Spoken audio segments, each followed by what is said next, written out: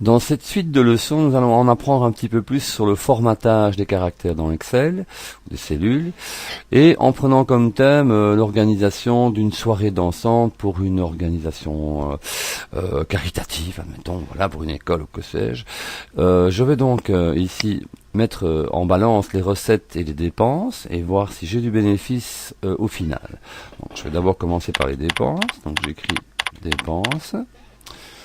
Enter, je passe une ligne et je mets les différents postes qui ont occasionné les dépenses. Par exemple, location, salle, le DJ, la sécurité, voilà, les boissons, le nettoyage et les taxes.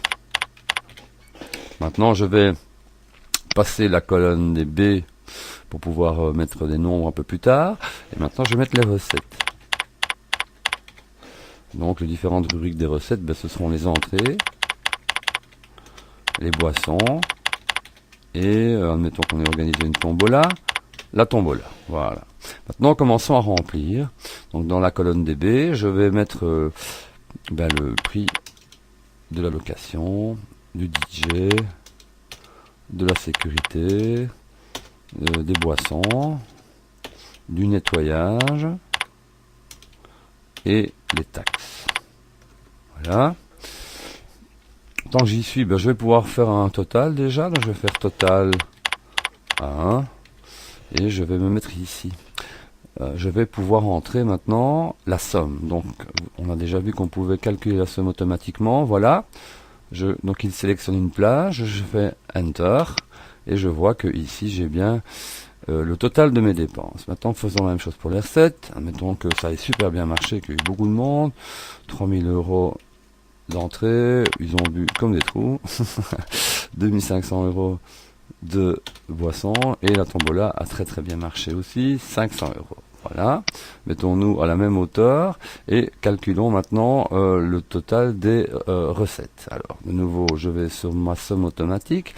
Il me propose des plages vides entre les deux, mais c'est pas grave, ça n'influence pas le total. Donc, je fais Enter et je vois que j'ai bien 6000 € de rentrée. Maintenant, j'aimerais bien, finalement, pour conclure cette première partie, calculer le bénéfice de ma soirée.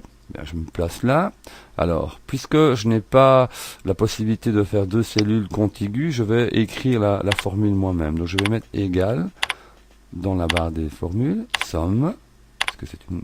Comment déjà savoir que ça existe? On ouvre la parenthèse et on sélectionne le total des recettes. Il me met d'ailleurs D10 ici. J'ajoute le signe plus, je le tape, et puis je vais... Ah non, c'est pas plus, mais par contre c'est moins, pardon, sinon ça sera pas juste, je mets moins. Je clique dans la somme des dépenses, il me met B10 ici, et je n'oublie pas de fermer ma parenthèse. Lorsque je fais Enter, voilà, j'ai donc 3400 € de bénéfice pour la soirée que j'ai organisée. Fin de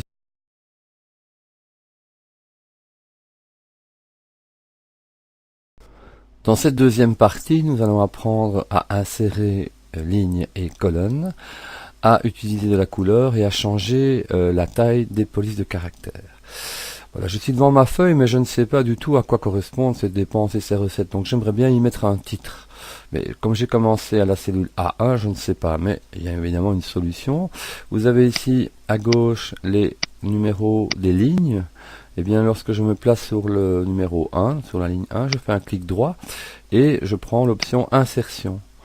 Voilà, il m'a créé une ligne supplémentaire en décalant évidemment les autres cellules vers le bas, mais rassurez-vous, rien n'a changé, il a automatiquement adapté dans les calculs les nouveaux numéros de cellules. Donc je vais écrire dans la cellule A1, soirée dansante, école. Voilà. Autre chose que j'aimerais bien faire, c'est séparer un peu plus les valeurs des dépenses et les noms des recettes. Donc j'aimerais bien en fait décaler la colonne C vers la droite, qu'à cela ne tienne. Donc je me place sur la colonne C, je fais de nouveau un clic droit et je clique à nouveau sur insertion. On constate que maintenant j'ai une colonne libre qui me permet d'aérer un petit peu mon budget. Revenons quelques instants sur le titre soirée dansante école. J'aimerais bien moi que ce titre soit aligné sur l'entièreté du budget, enfin en tout cas des cellules, donc de E à A. Alors j'ai une commande qui me permet de faire ça. Si je vais ici dans alignement et que je choisis fusionner et centrer, il m'a donc fusionné les 5 cellules A1 à E1 et il m'a centré le titre au milieu des 5. Si j'ai envie maintenant de colorier, de mettre un peu de couleur dans mon budget, tiens, tant que je suis sur le titre, je vais me placer sur le pot de peinture et je vais choisir une couleur de remplissage pour ce titre. Voilà. Okay. Et puisque c'est le titre, on va lui donner un petit peu plus d'importance. Donc je peux modifier ici en cliquant sur A+. Donc là, tant que je clique, je peux augmenter sa taille. Ok. Bon, maintenant, je vais faire de même pour dépenses et recettes. Donc je vais sélectionner la ligne 2 et par exemple le mettre en gras. Augmenter un petit peu en utilisant les tailles de caractères. En mettant 14 et aussi choisir une couleur de remplissage. Voilà. Et puis la ligne, ah oui, tiens, je m'aperçois que je n'ai fait qu'un seul total, donc je vais changer le nom de total, je vais le mettre total D pour total dépenses.